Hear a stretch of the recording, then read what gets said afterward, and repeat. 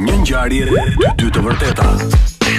Muaji mars ka qenë një muaj mjaft i ngjeshur edhe i ngarkuar politikisht, dhe jo vetëm, edhe ekonomikisht do guxonim të thonim, me çmimin e naftës që tashmë i ka kaluar 200 lekë për litër. Të marrësh apo të çosh dikë me makinë nuk është më një gjë kaq e thjeshtë dhe e rëndomt, por një gest fisnik dhe një sakrificë për t'u vlerësuar. Prandaj, duajini dhe mbajini afër këto persona. Ata që i kanë me gaz apo elektrike pastaj, është njësoj si ta ecnin me biçikleta sot. Kanë shitur gomarët, kanë bërë biçikleta e kush e di çu duket vetja. Në shpresë të bordit të transparencës, i cili veç transparencës nuk bën asgjë tjetër. Thjesht rrisin çmimin, por me transparencë ama. Rrofshmi qeveri që na ngrite naftën, sepse u lodhen shkretët bujq, i mushët naftë, ata mbap, ju jep naftë, ata s'kishë më të argjonin. Ju jep naftë aty me të lonë, ata s'kishë më të argjonin. Me mirë tani, direkt par mande edhe, e fleta mandja. Hajde, që shtili këtu, mirë tha, po tha, ashe keja, tha, gurkuqi, do dalje ndi, do shpallur. Deputeti nga Lushnjë, Sajmir Korreshi, vijon të jetë një zë i fortë qytetar në parlament edhe përtej problematikave të Lushnjës, por nganjëherë e prish gojen ama. Çfarë mendimi keni për ministrat e rinj? Ta janë kështu, ne në një kemi fjalë, këta janë si qofse do të prish gojnë si prezervatisht shumë përdorim, që futen nga gjitha llojet e kështu laj shplaj dhe vepot njëjtë, kështu që kështu janë nga i pajtë e fundit. Disa ministra të rinj u betuan në qeverinë Rama pas ikjes së Ballukut dhe Spiropalit. Disa prej tyre të njohur, disa krejt të panjohur. Por opozita druhet se Balluku nuk është larguar, por ajo është ende aty në forma të tjera. Të klonuar nga Lubi Balluku, të gjithë themerurit pa përjashtim, kanë firmat e tyre në aferat e mëdha korruptive të vendit në fushën e infrastrukturës, në fushën e energjisë dhe në fusha tjera. Por me dyshen Spiropali Balluku çfarë ka ndodhur, këtë do ta zbulojmë vetëm pas pak se ka shumë për të thënë. Belinda Balluku u largua më në fund nga qeveria pas akuzave të shumta për abuzim me tenderat, për të cilat poheton edhe SPAK, por bashkë me vete mori edhe Elisa Spiropalin. Kjo i la të gjithë pa fjalë. Mos vallë Rama nuk donte t'i prishte qefin Ballukut dhe me këtë rast largoi dhe rivalen e saj, me sa duket po. Eliza,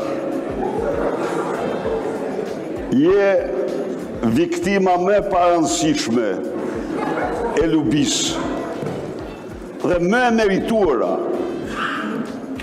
në një kohë kur syt e shqiptarëve drejtoshin drejt asaj sikur t'ishte kor bezez, në fakt aty afër është, ti na vije si nuse këtu.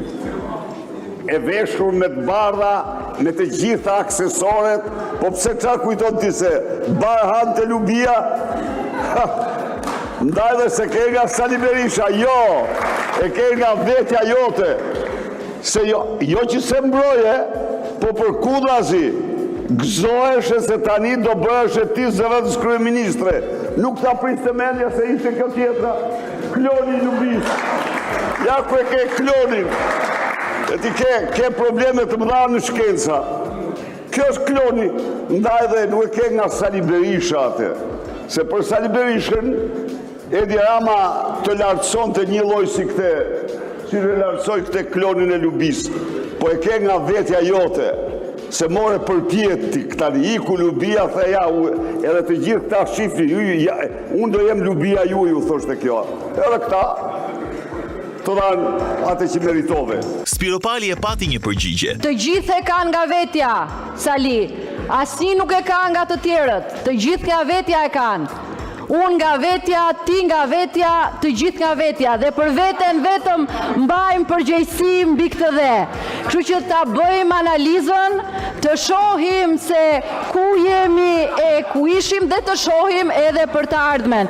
Por nëse ti bën analizën e vetës të tjerëve, që sigurisht ti s'ke asnjë përgjegjësi se ti nuk lëviz dot më një gur, jo të lëvizësh njerëz nga qeveria apo vetë qeverinë, por Vetja është ajo që na sjell ku jemi dhe vetëm për veten mbajmë përgjegjësi. Madje, Elisa hodhi idenë që Berisha e paska ditur lajmin që më përpara, duke aluduar ndoshta për një bashkëpunim Rama-Berisha vallë. Mos këta të dy flasin me njëri tjetrin? E vetmja gjë për cilën më vjen keq është që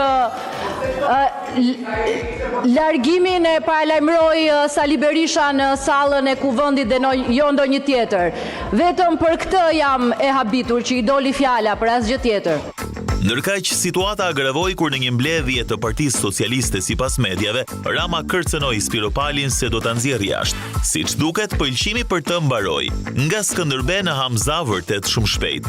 Siç e thot edhe populli, me njërën dorë të ngrejnë, me tjetrën të ulin. Një shprehje epike është rikthyer sërish në parlament dhe protagonistja është vet ajo, Josefina Topalli. Kur përmendim këtë personazh, shprehja vjen natyrshëm apo jo? Po kur një burr provokon mi dekorin dhe merret vetëm me gra, ka vetëm një shprehje për te. Merre zoti kryetar. Ka për zhelësh e zjarre jashtë. Fjalia u soll në vëmendje si kundër përgjigje ndaj deputetit Vullnet Sinaj. Pavarësisht të gjithave na kishte marrë malli ta dëgjonim edhe një herë këtë shprehje. Dhe siç duket, edhe vet Topallin e ka marrë malli të jetë pak kryetare kuvendi. E po si të jetë, kur mos thuaj kur.